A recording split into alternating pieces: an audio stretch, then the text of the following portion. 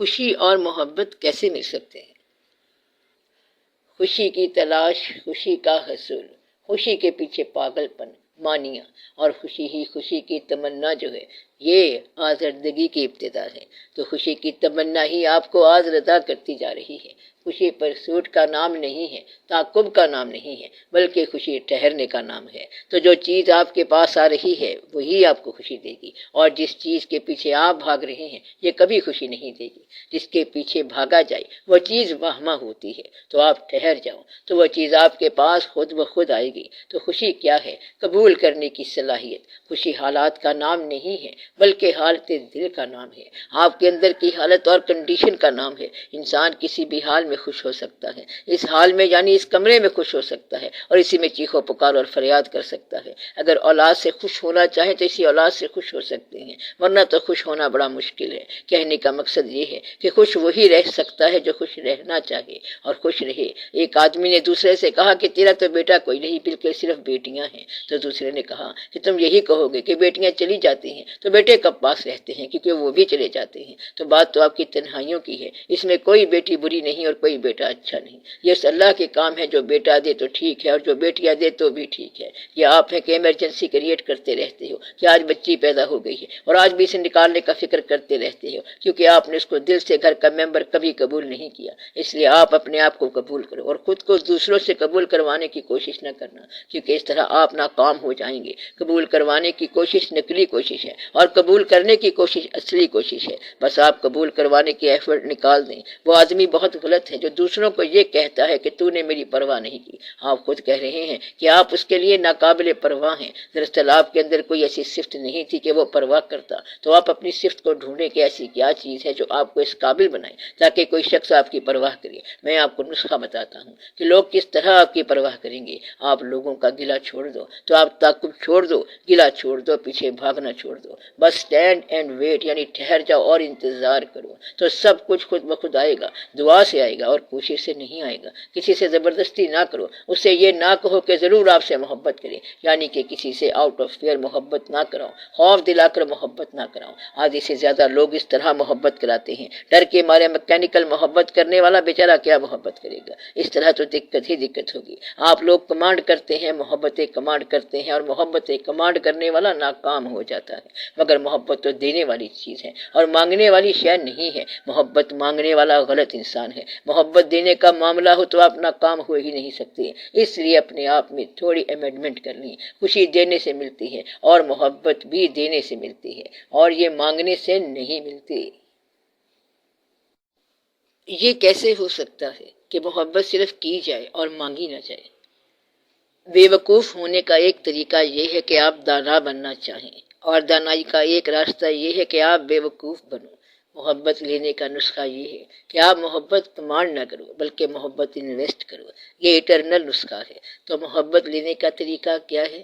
آپ محبت انویسٹ کرو، محبت کو پھیلاؤ۔ محبت کرنے والا جو ہے وہی محبت حاصل کرتا ہے، اور محبت کمانڈ کرنے والا کبھی محبت نہیں حاصل کر سکتا۔ محبت حاصل سے اور کانٹے سے بھی بے نیاز ہوتی ہے، بلکہ محبت صرف بوتی ہے، دیتی ہے۔ آپ لوگوں کی زندگی اور شادی یہ سوشل کنٹریکٹ ہے، ایک سماجی بندھن ہے اور محبت نہیں ہے۔ اس لیے یہاں حقوق اور فرائض کی بات ہوتی رہتی ہے۔ یہ بندھن اور چیز ہے اور محبت جو ہے وہ اور چیز ہے۔ محبت یہ ہے کہ آپ اپنے ساتھی کو پسند کرتے ہیں اور اس کی چاہت رکھتے ہیں۔ اگر وہ شخص آپ کو قریب رہنے کا موقع دے دے تو آپ کا کام پورا ہو جاتا ہے۔ بس اتنی ہوتی ہے محبت۔ آپ شادی کرتے ہیں اور شادی کے بعد فوری طور پر یہ محسوس کرتے ہیں کہ غلطی ہو گئی، پھر تقاضے اور جھگڑے شروع ہو جاتے ہیں اور نتیجہ پریشانی ہوتا ہے۔ شادی کو آپ غلطی نہ کہیں بلکہ یہ تو مقدر تھا اور ٹھیک تھا۔ اس لیے میں آپ کو بار بار نصیحت کرتا رہتا ہوں کہ اچھے تعلقات قائم رکھنا ہیومنلی پاسبل ہے، آپ کی دسترس میں ہے۔ پھر میں نے یہ بتایا کہ آپ اپنا عمل کوئی اور نہ رکھیں بلکہ اللہ کے حکم پر چلیں، تو یہ بھی ہیومنلی پاسبل ہے، کیونکہ اس طرح آپ اور اللہ ایک پارٹی بن گئے۔ تو جو صفات اللہ نے دی ہیں آپ ان کے مطابق چلتے جاؤ، ورنہ عام طور پر یہ ہوتا ہے کہ انسان یہ سمجھتا ہے کہ میری زندگی، میرے فرائض اور میرا پیشہ سب میرے معیار سے کم ہے، I am too great for my job، یا یہ ہوتا ہے کہ this job is too great for me، یعنی میں کام سے بہت بلند ہوں، یا پھر یہ کام مجھ سے بہت بہت بلند ہے، آپ برابر نہیں رہتے، تو جو آدمی ایکول نہیں ہوا، برابر نہیں ہوا، وہ کبھی کامیاب نہیں ہو سکتا۔ کبھی تو آپ اپنی زندگی کو گھٹیا سمجھتے ہیں کہ یہ کیا زندگی ہے، ہمیں کیسا ساتھی ملا، پھر یہ کہتے پھرتے ہیں کہ ہمارا اتنا اچھا ساتھی ہے، اور پھر نمائش کرتے پھرتے ہو۔ تو نہ نمائش کرو اور نہ اسے گھٹیا کہو، بلکہ قبول کرنے کی صلاحیت رکھو۔ اور اگر آپ ساتھی کو قبول نہیں کرتے ہیں تو یہ یاد رکھنا کہ آپ قبول ہونے کی خواہش کسی اور سے نہ کرنا، کسی سے بھی نہ کرنا۔ آپ نے زمانے کو قبول نہیں کیا تو زمانہ آپ کو نہ قبول کر دے گا۔ بس یہ بات یاد رکھنے والی ہے، اور یاد رکھنے والا نسخہ ہے۔ یہ ساری ہیومن پاسبل چیزیں ہیں، یعنی انسان کے بس میں ہیں۔ گھر کو بربادی سے بچانے کا ایک طریقہ یہ ہے کہ جب اندر سے دیواریں گرنے لگ جائیں تو لوگوں کو ہرگز نہ بتاؤ، بلکہ تھوڑا صبر کر جاؤ، تھوڑی احتیاط کر جاؤ۔ اس طرح دیوار ٹھہر جائے گی، اور جب آپ یہ کہتے ہیں کہ وہ شخص نامراد ہے جس سے آپ کی شادی ہو چکی ہے، تو اس طرح آپ واپسی کے امکان کو بھی ختم کر دیتے ہیں۔ اس کا حل یہ ہے کہ آپ اسے قبول کرو اور انتظار کرو۔ جو واقعہ ایک دفعہ ہوا تھا وہ پھر سے ہو جائے گا، اور حالات اچھے ہو جائیں گے۔ آپ کو وقت کے طلسمات بھی نظر آئیں گے اور کرشمات بھی نظر آئیں گے۔ اس لیے آپ زندگی میں تھوڑا سا انتظار کو داخل کرو۔ وقت آتا جاتا رہتا ہے، کبھی رات کو وقت گزرتا ہے اور کبھی دن کا۔ جو لوگ اس وقت میرے پاس ہیں، میں نے آپ لوگوں کو کبھی دقت نہیں دی، کبھی تنگ نہیں کیا اور کبھی ٹیسٹ نہیں کیا۔ تو وہ لوگ جو یہاں موجود ہیں، آپ میرے ساتھ ایک وعدہ کرو کہ اللہ کی خاطر اپنے موجودہ رشتوں کو رفع دفع نہیں کریں گے۔ آپ کے لیے میں یہ حکم نامہ جاری کر رہا ہوں۔ یہ آپ کے لیے آسان ہے یا مشکل ہے، اس کی لینگویج صاف ہے، زبان واضح ہے۔ تو جو میاں بیوی اپنے اس رشتے کو دیر پا نہ رکھ سکے تو ہمارے ساتھ تعلق ٹوٹ جائے گا، فیض ہرگز نہیں ہوگا، اور یہاں بھی عذاب آئے گا اور عاقبت بھی خراب ہوگی۔ اس لیے آپ یہ وعدہ کریں کہ آپ اپنی زندگیاں آباد رکھیں گے۔ میرا آپ دونوں کی زندگی اور بھلائی سے تعلق ہے۔ کل کو یہ گل کھلا کہ نہ آ جانا کہ میں اکیلا ہی آ گیا ہوں اور ساتھی کو گھر سے نکال دیا ہے، سامان بھی دے دیا اور ساتھ چیک بھی دے دیا ہے، پھر یہ تو سارا واقعہ غلط ہو جائے گا۔ میں اس کا ذمہ دار آپ کو سمجھ رہا ہوں۔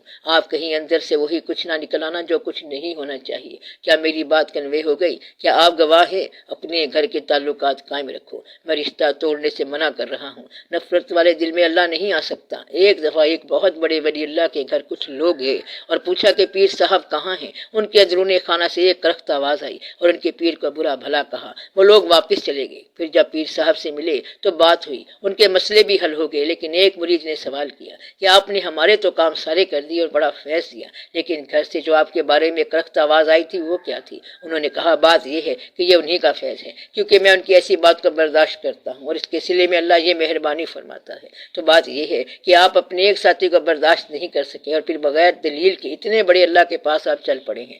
یہ اللہ کا سفر ہے، یہ کوئی مذاق نہیں ہے۔ اگر آپ کے سفر کا نام صرف واصف صاحب رحمۃ اللہ کا سفر ہوتا تو وہ بھی آپ کے لیے مشکل ہوتا اور آپ کو سمجھ نہ آتی، کیونکہ میں کوئی آسان کام نہیں ہوں، اور اللہ تو پھر اللہ ہے۔ اللہ کی طرف بغیر دلیل کے چل پڑے، اور گھر کے اندر آپ نے کیا کیا گل کھلا رکھے ہیں۔ یہ تو وہی بات ہے کہ آپ نے پتھر پوجے، پتھری کو پوجا اور بڑے پہاڑ پوجے، لیکن گھر کی چکی کا خیال نہ کیا کہ جس کا آٹا آپ کو مل رہا ہے۔ اس لیے لوگوں کے بڑے عجیب و غریب واقعات ہیں۔ میں کسی ایک کا نام نہیں لیتا، میرا خیال ہے آپ نے اپنے ساتھی کو قبول فرمایا ہے، تو جس نے قبول نہیں کیا اپنا نام وہ مجھے خود بتا دے۔ میرا یہ حکم ہے کہ آپ اپنے ساتھی کو دل سے قبول کریں۔ اول تو ہم پیر کہلائے ہی نہیں، اور وہ بھی آپ کی تمنا کے باوجود، لیکن آپ ایسا کہتے رہے ہیں۔ اگر آپ مانتے ہیں تو میں آپ کو حکم دے رہا ہوں کہ آپ لوگوں کا یہ جو موجود رشتہ ہے یہ ٹوٹنے نہ پائے۔ آمین۔ کیا آپ نے قبول کر لیا؟ جس نے قبول نہیں کیا وہ مجھے بتا دے، ورنہ 10 دن کے بعد مجھے خبر ملی تو پھر ہم سب لوگوں کی آپ لوگوں کے ساتھ ناراضگی شروع ہو جائے گی۔ جو لوگ ہمارے ساتھ اس شعبے میں داخل نہیں ہوئے ان کے لیے دعا ہے، اور باقی لوگ یہ وعدہ کریں کہ گھر کے اندر چار دیواری کے اندر آپ کی جو بیوی ہے وہ ہم ہمیشہ ایسے دیکھتے رہیں۔ یہ پکا وعدہ کریں۔ یہ وعدہ اللہ کے روبرو ہو رہا ہے، اس اللہ کے روبرو جو ہماری تلاش کا مقصد ہے، تلاش کا معاون ہے اور تلاش کا مدعا ہے۔ اس وقت ہم اس اللہ کے روبرو ہیں۔ دوسری بات یہ کہ آپ ایک دوسرے کو اذیت بھی نہ پہنچانا۔ اس رشتے کو اگر آپ سنبھال کر پورا کر لیں تو اللہ حیات کا آدھا سفر یہاں پورا ہو جائے گا۔ اگر اس رشتے میں برداشت آ جائے تو سبحان اللہ، یہ تو مجاہدہ ہو گیا۔ اللہ نے اس رشتے کی صورت میں بڑی مہربانی کی ہوئی ہے۔ یہ مجاہدہ جو ہے گھر کے اندر سے شروع ہو جاتا ہے۔ جب والدین حکم دیتے ہیں تو انسان ڈسپلن میں آ جاتا ہے، اور جو شخصیت کا پرزہ باقی بچ جاتا ہے وہ اولاد سیدھا کر دیتی ہے۔ اولاد کا حکم بڑا ظالم حکم ہوتا ہے۔